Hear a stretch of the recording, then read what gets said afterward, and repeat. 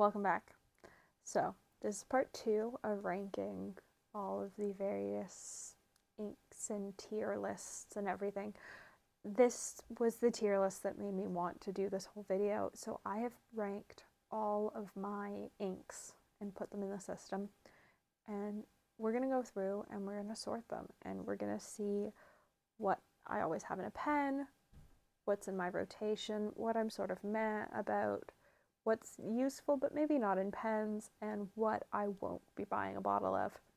Because about 50% of these inks are actually inks that I have in samples either from Ferris Wheel Press as ink chargers or things that I have bought or been gifted by other people in the pen community.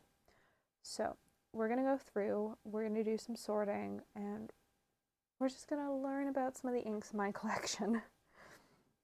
So to start with, we have my lovely ring of color ring dippers, and I'm going to go through these in order of how they appear in here just so that I don't lose track. I'm not going to go through in this order necessarily because I think that's just a bit too much. So we have Cream of Earl Grey, or Cream of Earl, and it's useful but not necessarily in pens. I use it a lot in art pieces. All of the miniatures this week, I would say about 50% of them used Cream of Earl. Next up is Peter Moss, and I have this in 2 sizes. There's one Peter Moss, and there's the other. And this is a color that's almost always in my rotation, and I liked it enough as a 5 ml vial that I bought a big bottle of it. What's next? Morningside Mint. I wouldn't buy a bottle of it, and I have an 85 ml bottle of it. It's just the wrong green for me and what I do. It's not even really useful in art pieces for me. I just find it too bright, and at this point I'm not quite brave enough to be like mixing other colors into an ink to change the color. Diamine Aurora Borealis, I wouldn't buy a bottle of. That's storied blue. Diamine Aurora Borealis, I wouldn't buy a bottle of. It's not the color I like. I don't really love blue greens, but it came as a set on Amazon with Celadon Cat and Earl Grey, and I wanted those 2 colors, and so to get those 2 I had to get it as well. It's just a bit too green. Blue Yosemite Falls is, I want to say that, nope, hear this. I like it, but I haven't put it in a pen yet to know how it actually writes in a pen. It is useful in art pieces. I used it in my Water Ripples week of art pieces. Celadon Cat. It is in my pen rotation right now, and is currently the plan that it will go into a vintage Schaefer snorkel. So we'll see if that pans out. I think it probably will. Storied Blue 38 ml. If you've seen my Atlas unboxing, you'll know that this Storied Blue is very different from the Storied Blue that I had in a charger vial. I've been on Reddit. I've seen that like this is a common issue, and I wouldn't buy it as a bottle, which is really disappointing because I love the ink. Atlas has been kind enough that they're actually sending me out a new bottle that they've tested before it's left the store. So hopefully it is the color of blue that it's supposed to be, and not this weird teal that's almost Celadon Cat, whereas normally it's a sort of off indigo blue. Bluegrass Velvet is somewhere.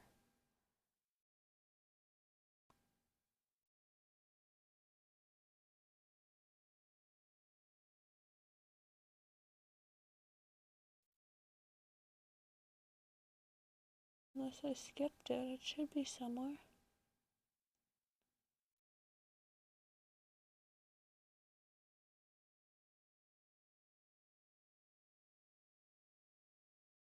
Maybe it got skipped.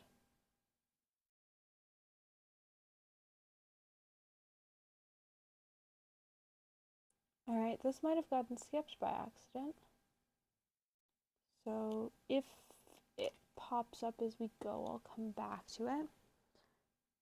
Next, unless it's already been pulled, but I don't think it has, no. Next we have Cotton Candy Blue. I like it in art pieces. I think it would be too pale in pens. Dusk in Bloom.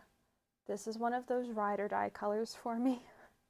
It is always in one of my pens. It has been inked up permanently since the end of October, and I doubt that that pen will ever have another color of ink in it unless Ferris Wheel Press discontinues the color. Jelly Bean Blue. Oh, there's Bluegrass Velvet. And I would say it solidly falls in the meh category. I hate it less than I hate Aurora Borealis, but I don't love it. It's got more blue going on than Aurora Borealis. Jelly Bean. Is probably my favorite dark blue. So it's gonna go there. I don't love dark blues. I have many of them. Most of them were sample vials from other pen friends who were clearing out their collection. Storied Blue, the color that I wanted as a bottle, is in my rotation, is definitely something that I love. And if I had a full bottle of it, it would always be in a pen. So maybe we're bumping this up to always in a pen, because theoretically, if I did have a bottle, it would always be in a pen. Pilot Arajuku.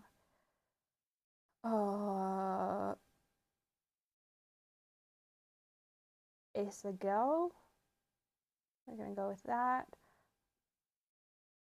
I don't love it. I'm not a big fan of dark blues, specifically in inks.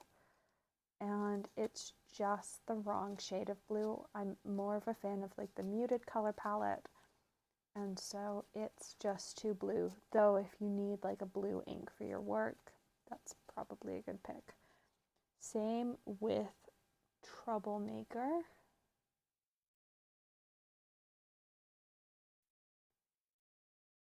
And Rohrer and Klingner. Should probably looked up how to say these brands. Van Diemen's Dusk is something I would buy a bottle of. Maybe meh should become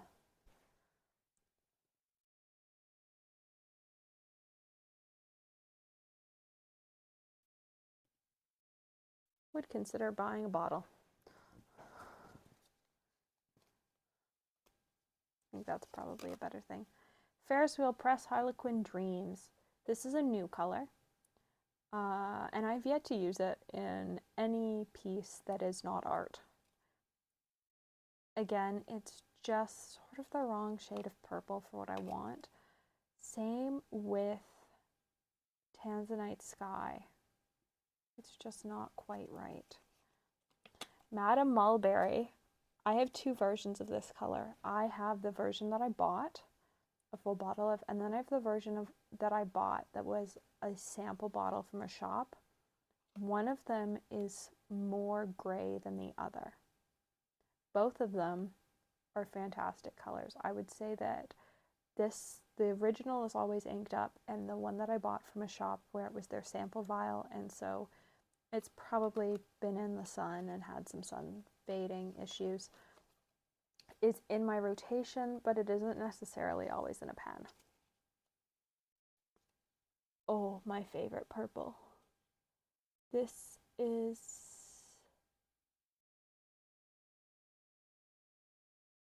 such a good purple, and I definitely want a bottle. It's another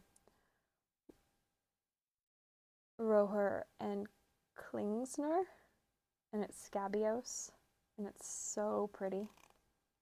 Diamine Earl Grey is in the rotation right now. because I have a Waterman fountain pen that I want to ink up, and to do that I needed what is considered to be a safe ink. And after talking to a whole bunch of people, everyone's suggestion was Diamine, and so I picked the color that I thought would go best with the pen, and that was Earl Grey. And I do wish that it was a slightly paler gray. So if you've got gray recommendations that are slightly paler, let me know. But overall, I like it.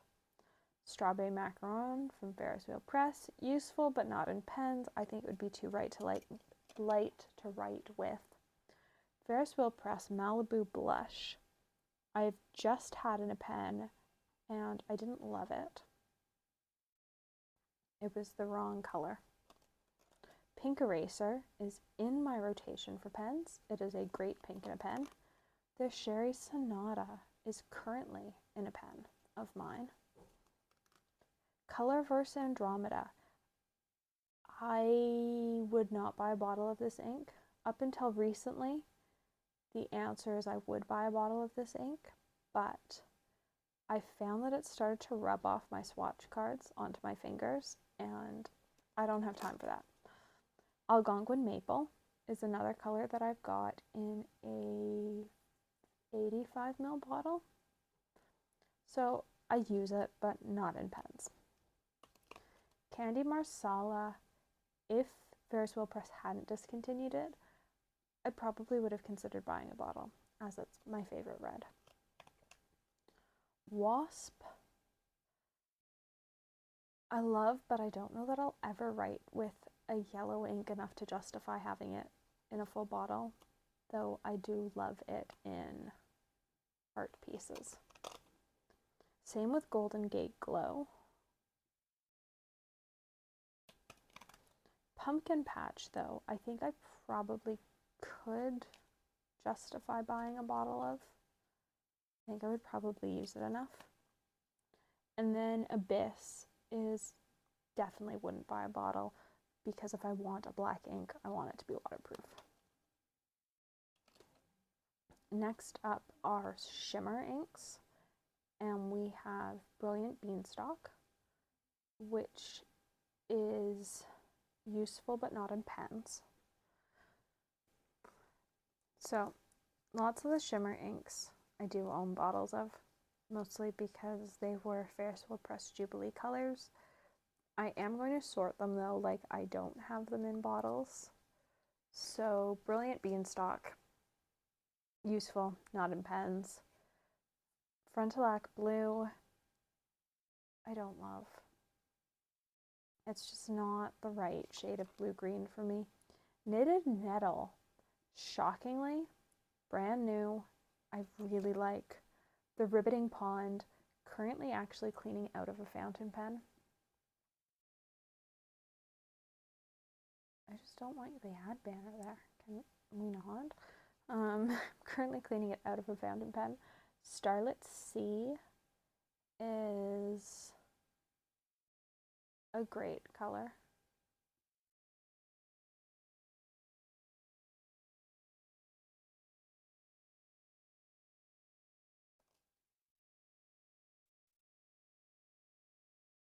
Three, two, one.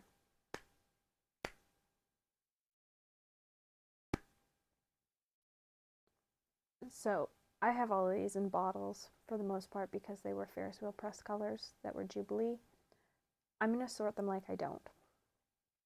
So Brilliant Beanstalk is useful but not in pens.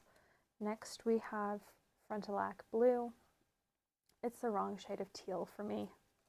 Knitted Nettle is brand new and shocked me because of how much I love it. I didn't think I would. It's like an emerald green with a pink shimmer to it. These are all twisted. The Riveting Pond, currently cleaning it out of a fountain pen. I really like it. It is in my rotation. Diamine Starlit Sea.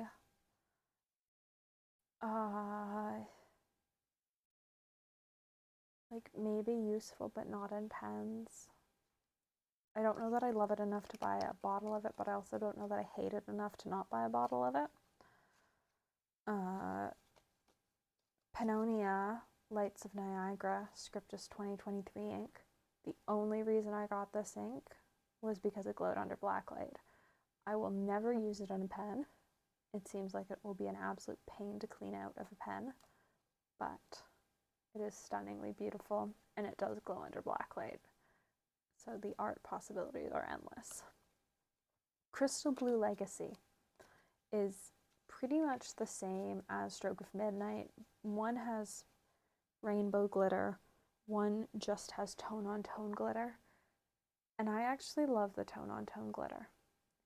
Mom has Stroke of Midnight in her pen currently and does really like it. I'm a fan of the tone-on-tone. I think not enough brands do glitter that like actually matches the ink color, and I just love that look. It's a look I love in watercolors as well. So Stroke of Midnight is going in useful but not in pens because I don't dislike it enough that I wouldn't buy a bottle if I didn't have it. But I have stuff that I like more. Rohrer, the Ferris Wheel Press ink of the year, I would buy a bottle of. It's so fast if I didn't already have one. It is such a pretty color. I love the color shift in it. I used it in an art piece, I want to say last week, and it was so much fun to use. Poison Envy was my first Ferris Wheel Press color that was in their sort of fairy tales collection. And I have had it in pens, and I do like it in pens. It really only works in a broad. You don't get the magical green sheen unless it's in a big enough nib. And I don't use broads that often, so I'd say it's useful, but not in a pen for me. Sugar and Spite, Tone on Tone, and Pink Sparkly, I would buy a bottle. We have Fluttering Hearts. I didn't actually buy a bottle of this. Mom got a bottle for Christmas, and I have since stolen the bottle. I thought I was going to hate it. I thought it was going to be too pale to use or too pale to write with. It's stunningly pretty, and I can't wait until I actually have a pen that I will put it in. So it's definitely solidly like, if I didn't have a bottle, I'd consider buying a bottle, and at some point it will be in this in my rotation. Radiant Rosewing is, I believe, a color shift. It's new. And we've already sorted it into in my rotation, which is not where it belongs, because Pink Eraser belongs up there. Radiant Rosewing belongs and would consider buying a bottle. Cabernet on the Lake has been in the rotation. It was solidly in the rotation until, I want to say about a month and a half ago, maybe 2 months ago. Yeah, 2 months ago, just a couple weeks before Christmas. I took it out of the pen it was in, and I'm still trying to clean that pen. And so my Lamy Vista is probably becoming Cabernet on the Lake again, or maybe Radiant Rose Wings or Sugar and Spite. But I think I'm going to have to stick with the Lamy Vista being something that's pink glitter. I might be able to get away with a Royale because the color shift in it is pink, but we'll see. So Cabernet on the Lake is solidly in the rotation. Plated Gold Tresses. Would definitely buy a bottle of it if I didn't already have one, but it's not something that is either in my rotation or only useful in art pieces. Yes, that's the sorting we're using now. Other Wonderland and Coral, on the other hand, it's definitely something I only use for art. Hardy Harvest, again, something I only use for art. Writing Desk, again, something I only use for art. We have the Sailor Waterproof Blue ink, and I'm not even going to try to pronounce it because I'm not going to get anywhere close.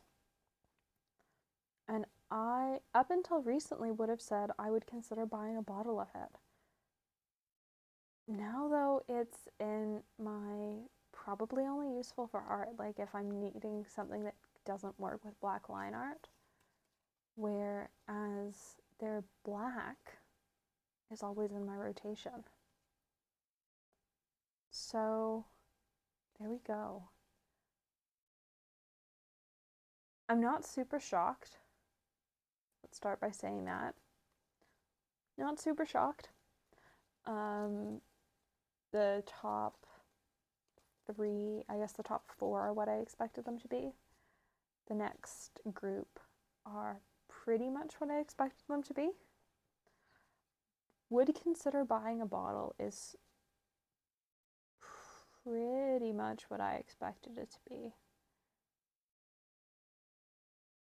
I'm sort of surprised that I chose Crystal Blue Legacy over Stroke of Midnight, but then again, I'm not, because I do prefer the Tone on Tone shimmer, which is what Fluttering Hearts has.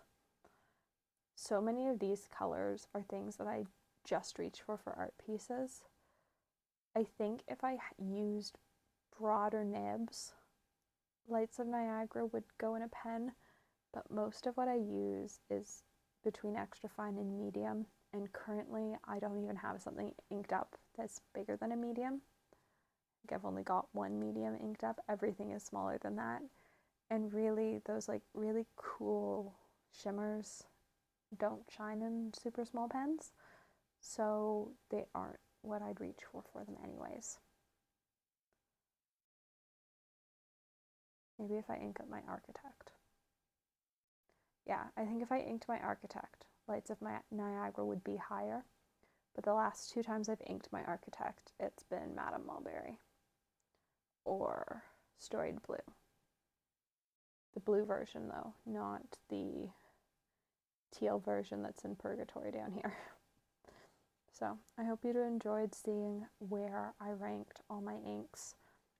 The list of what inks are in my collection changes pretty frequently, so I do think it's interesting to sort of see how things add up at any given point in time.